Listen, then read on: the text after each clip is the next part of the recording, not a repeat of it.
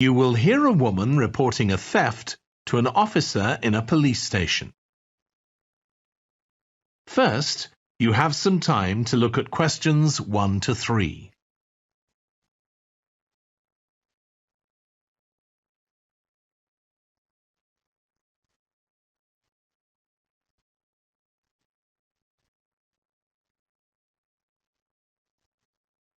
You will see that there is an example that has been done for you. On this occasion only, the conversation relating to this will be played first. Good morning. What can I do for you? I want to report a theft. I had some things stolen out of my bag yesterday. I'm sorry to hear that. Right, so I'll need to take a few details. Can I start with your name? Louise Taylor. The woman's name is Louise Taylor. So Taylor has been written in the space. Now we shall begin. You should answer the questions as you listen, because you will not hear the recording a second time. Listen carefully and answer questions 1 to 3. Good morning. What can I do for you? I want to report a theft. I had some things stolen out of my bag yesterday. I'm sorry to hear that. Right, so I'll need to take a few details. Can I start with your name? Louise Taylor. Okay, thank you. And are you resident in the UK? No, I'm actually Canadian, though my mother was British. And your date of birth? December 14th, 1977. So you're just visiting this country? That's right. I come over most summers on business. I'm an interior designer, and I come over to buy old furniture, antiques, you know? There are some really lovely things around here, but you need to get out to the small towns. I've had a really good trip this year, until this happened. Okay. So you've been here quite a while?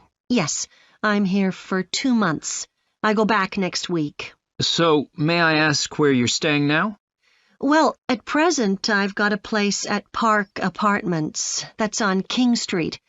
I was staying at the Riverside Apartments on the same street, but the apartment there was only available for 6 weeks, so I had to find another one. Okay. And the apartment number? 15. Right. Before you hear the rest of the conversation, you have some time to look at questions 4 to 10.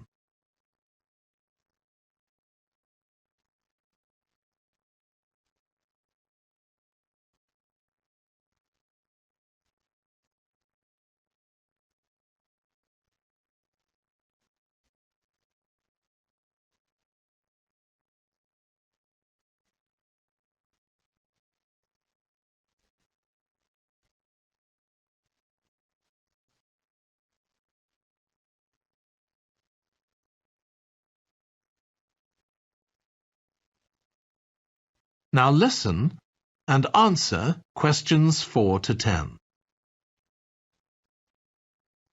Now, I need to take some details of the theft. So, you said you had some things stolen out of your bag? That's right. And were you actually carrying the bag when the theft took place? Yes, I really can't understand it. I had my backpack on, and I went into a supermarket to buy a few things, and when I opened it up, my wallet wasn't there. And what did your wallet have in it? Well, fortunately, I don't keep my credit cards in that wallet. I keep them with my passport in an inside compartment in my backpack, but there was quite a bit of cash there, about £250 sterling, I should think. I withdrew £300 from my account yesterday, but I did a bit of shopping, so I must have already spent about £50 of that. Okay. At first I thought, oh, I must have left the wallet back in the apartment. But then I realized my phone had gone as well. It was only a week old, and that's when I realized I'd been robbed. Anyway, at least they didn't take the keys to my rental car. Yes. So, you say the theft occurred yesterday? Yes. So that was September the 10th? And do you have any idea at all of where or when the things might possibly have been stolen? Well, at first I couldn't believe it because the bag had been on my back ever since I left the apartment after lunch. It's just a small backpack, but I generally use it when I'm traveling because it seems safer than a handbag. Anyway, I met up with a friend, and we spent a couple of hours in the museum. But I do remember that as we were leaving there, at about 4 o'clock, a group of young boys ran up to us, and they were really crowding round us, and they were asking us what time it was. Then, all of a sudden, they ran off.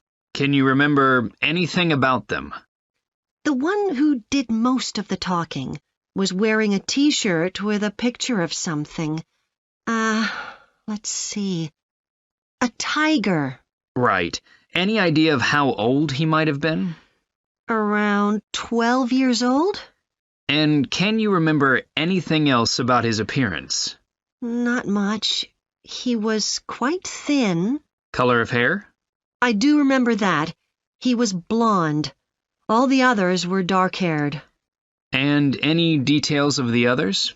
Not really. They came and went so quickly. Right. So what I'm going to do now is give you a crime reference number so you can contact your insurance company. So this is 10 digits. 87954 82361. Thank you. So, should I contact... That is the end of section 1. You now have half a minute to check your answers.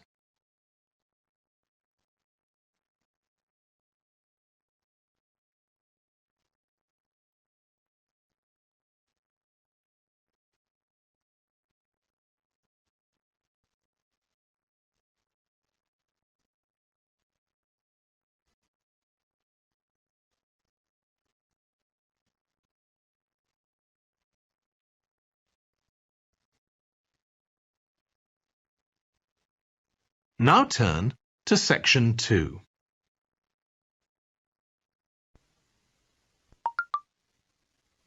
Section 2. You will hear a manager giving a welcome talk to a group of apprentices who are starting their training at the company. First, you have some time to look at questions 11 to 14.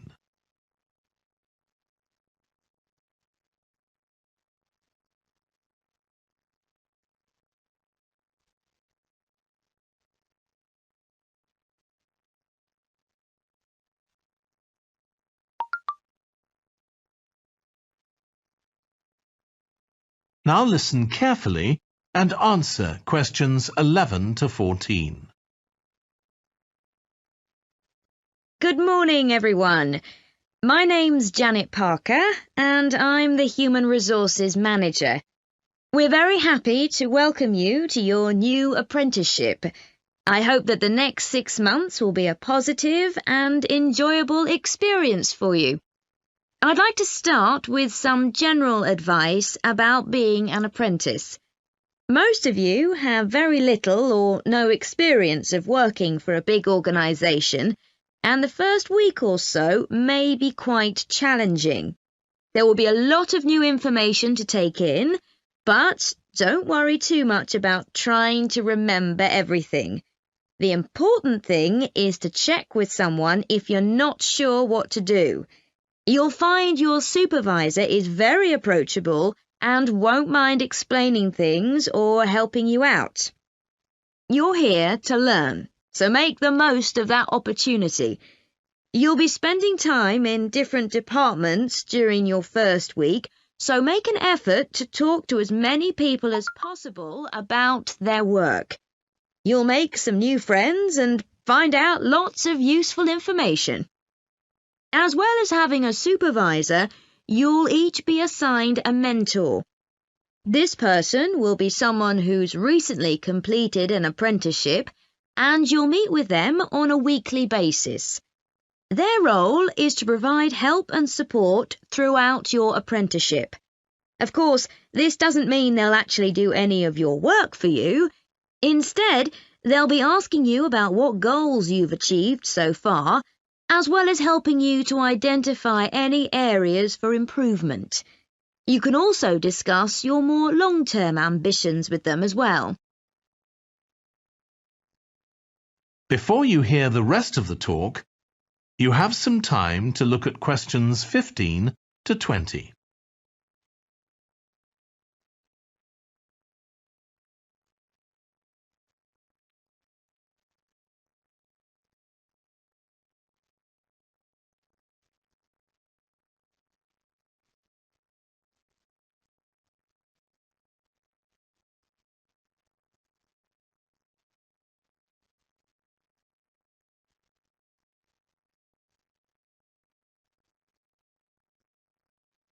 Now listen and answer questions 15 to 20.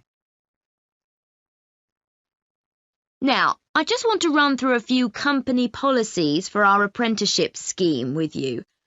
Most importantly, the internet. As part of your job, you'll be doing some research online, so obviously you'll have unlimited access for that. But please don't use it for personal use.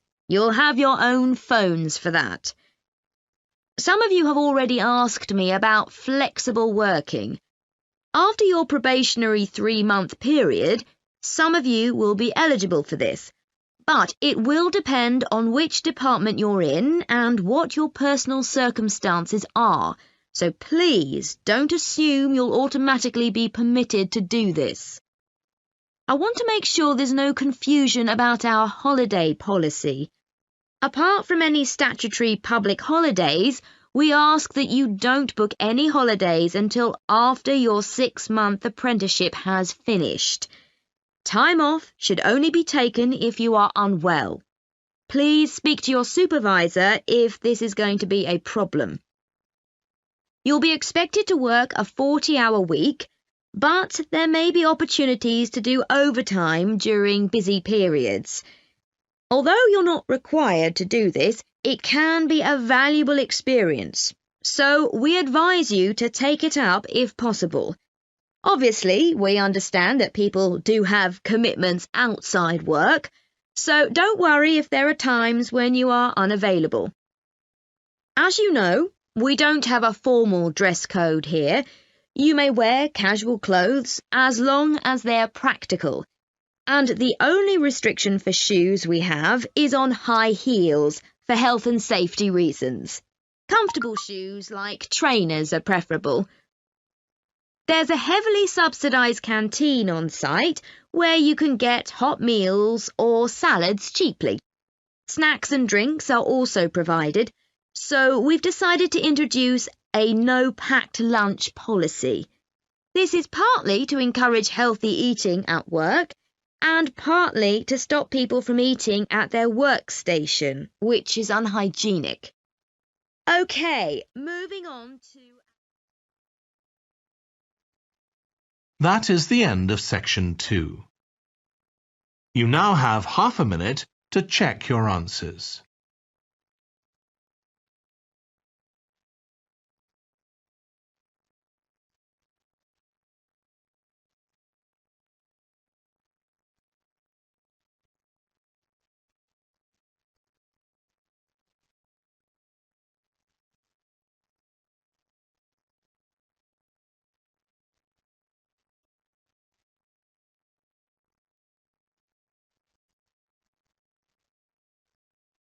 Now turn to section 3.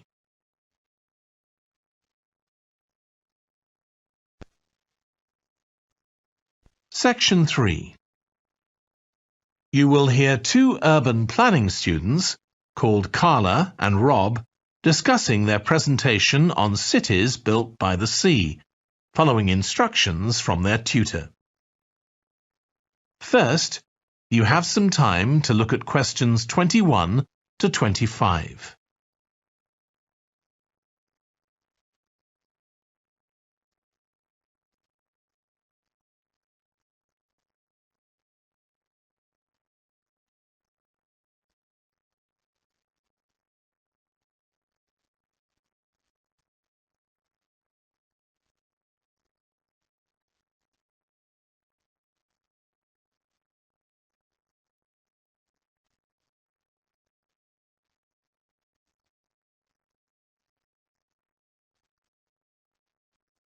Now listen carefully and answer questions 21 to 25.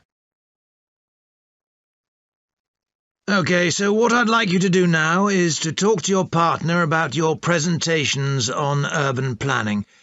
You should have done most of the reading now, so I'd like you to share your ideas and talk about the structure of your presentation and what you need to do next. OK, Rob, I'm glad we chose quite a specific topic, cities built next to the sea. It made it much easier to find relevant information. Yeah, and cities are growing so quickly. I mean, we know that more than half the world's population lives in cities now. Yeah, though that's all cities, not just ones on the coast. But most of the biggest cities are actually built by the sea. I'd not realised that before. Nor me. And what's more, a lot of them are built at places where rivers come out into the sea, but apparently this can be a problem. Why? Well, as the city expands, agriculture and industry tend to spread further inland along the rivers, and so agriculture moves even further inland up the river. That's not necessarily a problem, except it means more and more pollutants are discharged into the rivers. So these are brought downstream to the cities? Right. Did you read that article about Miami on the east coast of the USA? No. Well, apparently back in the 1950s, they built channels to drain away the water in case of flooding. Sounds sensible. Yeah, they spent quite a lot of money on them, but what they didn't take into account was global warming. So they built the drainage channels too close to sea level, and now sea levels are rising, they're more or less useless. If there's a lot of rain, the water can't run away. There's nowhere for it to go. The whole design was faulty. So what are the authorities doing about it now? I don't know. I did read that they're aiming to stop disposing of wastewater into the ocean over the next 10 years. But that won't help with flood prevention now, will it? No, really, they just need to find the money for something to replace the drainage channels in order to protect against flooding now. But in the long term, they need to consider the whole ecosystem. Right. Really, though, coastal cities can't deal with their problems on their own, can they? I mean, they've got to start acting together at an international level instead of just doing their own thing. Absolutely. The thing is, everyone knows what the problems are, and environmentalists have a pretty good idea of what we should be doing about them, so they should be able to work together to some extent. But it's going to be a long time before countries come to a decision on what principles they're prepared to abide by. Yeah, if they ever do. Before you hear the rest of the discussion, you have some time to look at questions 26 to 30.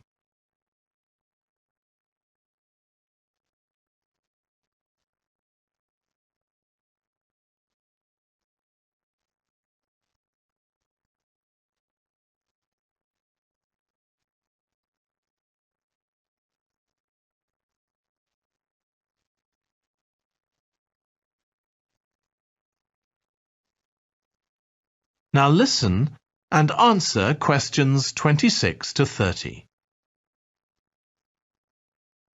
So, I think we've probably got enough for our presentation. It's only 15 minutes. OK, so I suppose we'll begin with some general historical background about why coastal cities were established. But we don't want to spend too long on that. The other students will already know a bit about it. It's all to do with communications and so on. Yes. We should mention some geographical factors, things like wetlands and river estuaries and coastal erosion and so on. We could have some maps of different cities with these features marked. On a handout, you mean? Or some slides everyone can see? Yeah, that'd be better. It'd be good to go into past mistakes in a bit more detail. Did you read that case study of the problems there were in New Orleans with flooding a few years ago? Yes, we could use that as the basis for that part of the talk. I don't think the other students will have read it, but they'll remember hearing about the flooding at the time. OK. So that's probably enough background. So then we'll go on to talk about what action's been taken to deal with the problems of coastal cities. OK. What else do we need to talk about? Maybe something on future risks, looking more at the long term if populations continue to grow? Yeah, we'll need to do a bit of work there. I haven't got much information, have you? No, we'll need to look at some websites. Shouldn't take too long. Okay. And I think we should end by talking about international implications. Maybe we could ask people in the audience. We've got people from quite a lot of different places. That'd be interesting if we have time, yes. So now, shall we go on? That is the end of section 3. You now have half a minute to check your answers.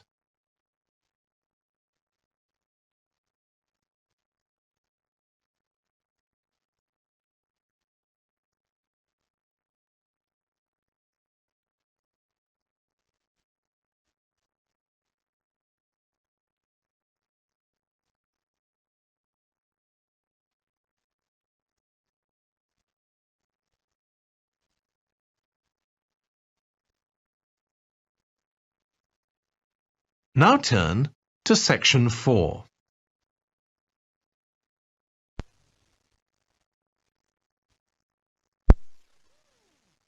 You will hear part of a lecture on renewable energy that uses the power of the sea. First, you have some time to look at questions 31 to 40.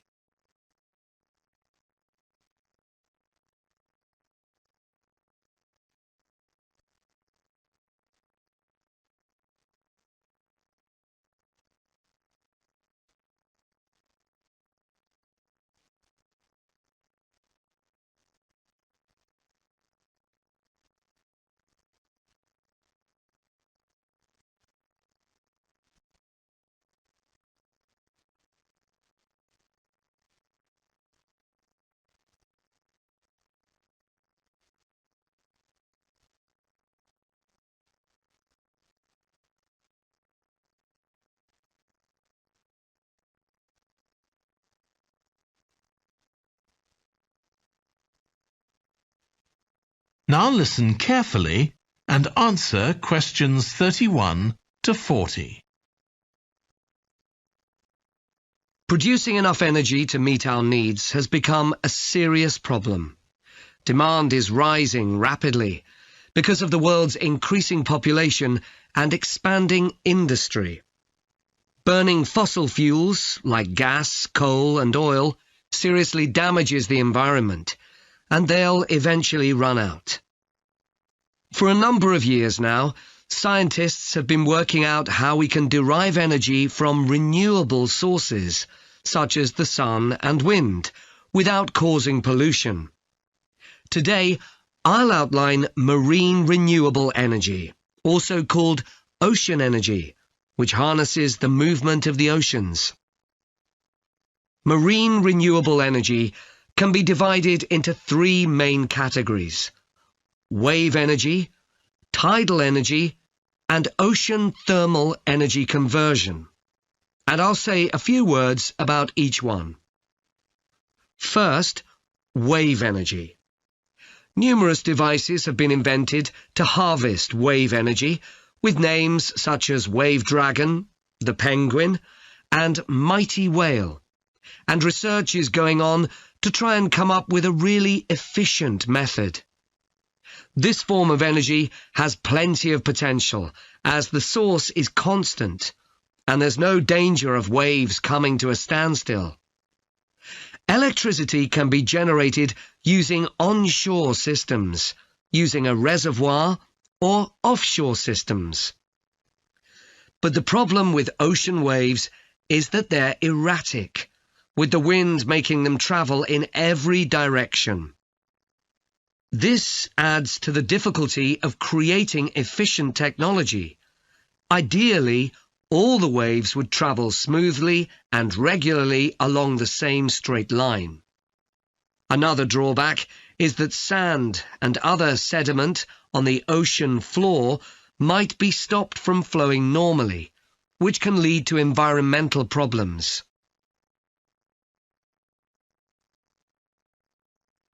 The second category of marine energy that I'll mention is tidal energy. One major advantage of using the tide, rather than waves, as a source of energy, is that it's predictable. We know the exact times of high and low tides for years to come. For tidal energy to be effective, the difference between high and low tides needs to be at least 5 meters. And this occurs naturally in only about 40 places on Earth. But the right conditions can be created by constructing a tidal lagoon, an area of seawater separated from the sea.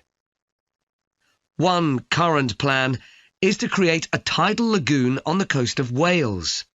This will be an area of water within a bay at Swansea, sheltered by a U-shaped breakwater, or dam, built out from the coast. The breakwater will contain 16 hydro turbines, and as the tide rises, water rushes through the breakwater, activating the turbines, which turn a generator to produce electricity. Then, for 3 hours as the tide goes out, the water is held back within the breakwater, increasing the difference in water level until it's several meters higher within the lagoon than in the open sea. Then, in order to release the stored water, gates in the breakwater are opened. It pours powerfully out of the lagoon, driving the turbines in the breakwater in the opposite direction and again generating thousands of megawatts of electricity. As there are 2 high tides a day, this lagoon scheme would generate electricity 4 times a day, every day, for a total of around 14 hours in every 24, and enough electricity for over 150,000 homes. This system has quite a lot in its favour. Unlike solar and wind energy, it doesn't depend on the weather. The turbines are operated without the need for fuel, so it doesn't create any greenhouse gas emissions, and very little maintenance is needed. It's estimated that electricity generated in this way will be relatively cheap, and that manufacturing the components would create more than 2,000 jobs, a big boost to the local economy. On the other hand, there are fears that lagoons might harm both fish and birds, for example by disturbing migration patterns and causing a build-up of silt, affecting local ecosystems. There are other forms of tidal energy, but I'll go on to the third category of marine energy, ocean thermal energy conversion. This depends on there being a big difference in temperature between surface water and the water a couple of kilometres below the surface, and this occurs in tropical coastal areas.